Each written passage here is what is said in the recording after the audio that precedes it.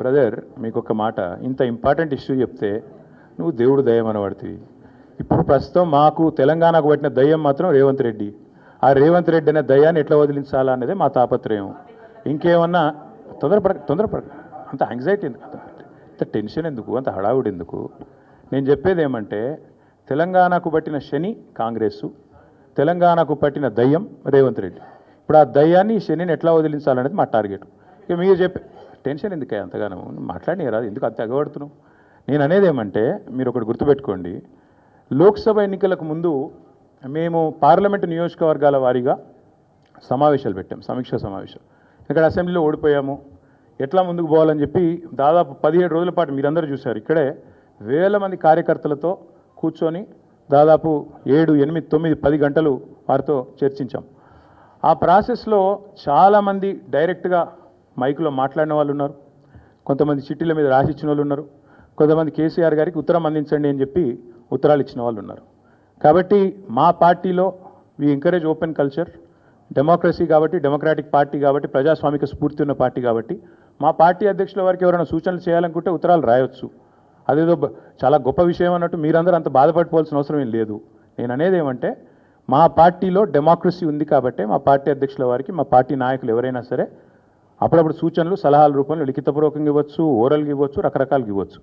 అట్లాగే నేను ఒక మాట మాత్రం చెప్తాను, మనం ఎవరైనా సరే పార్టీలో ఏ హోదాలో ఉన్నా కొన్ని విషయాలు అంతర్గతంగా మాట్లాడాల్సిన విషయాలు అంతర్గతంగా మాట్లాడితేనే బాగుంటుంది. పార్టీ ఫోరమ్స్ ఉన్నాయి, అధ్యక్షుల వారితో కలిసే అవకాశం ఉంది, లేదా ఆఫీస్ బేరర్స్ ఉన్నారు, కలిసి చెప్పుకునే అవకాశం ఉంది. కాబట్టి అంతర్గతంగానే కొన్ని విషయాలు మాట్లాడితే బాగుంటుంది. అది అందరికీ వర్తిస్తుంది, వీళ్ళకి వాళ్ళకని కాదు, అందరికీ వర్తిస్తుంది.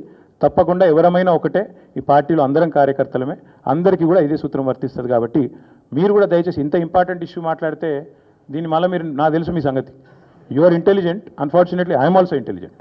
కాబట్టి నేనేమంటానంటే మీరు ఏం పెడతారో, మీరు ఏం హెడ్డింగ్ పెడతారో తెల్లారు నాకు తెలుసు, మీ బాధలు కూడా నాకు తెలుసు, మీ మేనేజ్మెంట్లో ఉండే అవస్థలు నాకు తెలుసు, రేవంత్ రెడ్డి గారి ఒత్తిళ్లు తెలుసు. కాబట్టి నేను ఎక్కువ చెప్పను, ఒకటి మాత్రం చెప్తాను, మా పార్టీలో డెమోక్రసీ ఉంది, మా పార్టీలో సలహాలు సూచనలు ఎవరైనా ఇవ్వచ్చు, ఎట్లా అయినా ఇవ్వచ్చు. గతంలో పార్లమెంట్ సమావేశాల సందర్భంగా లేఖలు వచ్చినాయి, సూచనలు వచ్చాయి, అట్లే వచ్చినప్పుడు వాటిని ప్రజాస్వామికంగా స్వీకరిస్తాం. థ్యాంక్ యూ, మీ అందరికీ థ్యాంక్ యూ. నేషనల్ హెరాల్డ్ విషయంలో ఏమైనా అడగదలుచుకుంటే బ్యాక్ టీవీ కానీ ఇంకో టీవీ కానీ అడగచ్చు. నేషనల్ హెరాల్డ్ విషయంలో ఏమైనా మాట్లాడదలుచుకుంటే మాట్లాడండి, చెప్తాను.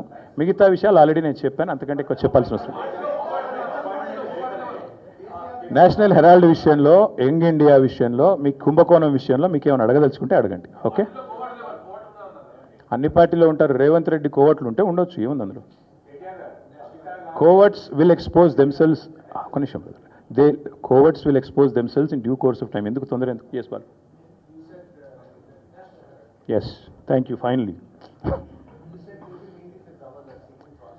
Yes, we'll wait for a month. We'll wait for a month. No, we'll wait for a month. Let's see if the Enforcement Directorate or Government of India will actually move, because this is a serious matter. We're already the leader of opposition of the country, Lok Sabha floor leader, or not floor leader, but opposition leader has been named. So therefore, we'll have to wait and see what action they'll pursue. If they don't, because not just Mr. Rahul Gandhi, but Mr. Revanth Reddy, Mr. D.K. Shivkumar, many of them have been named. But so far, everybody's been tight-lipped, both Government of India and also Mr. Revanth Reddy and Rahul Gandhi. So we'll wait to see what they have to say, what the agencies will do.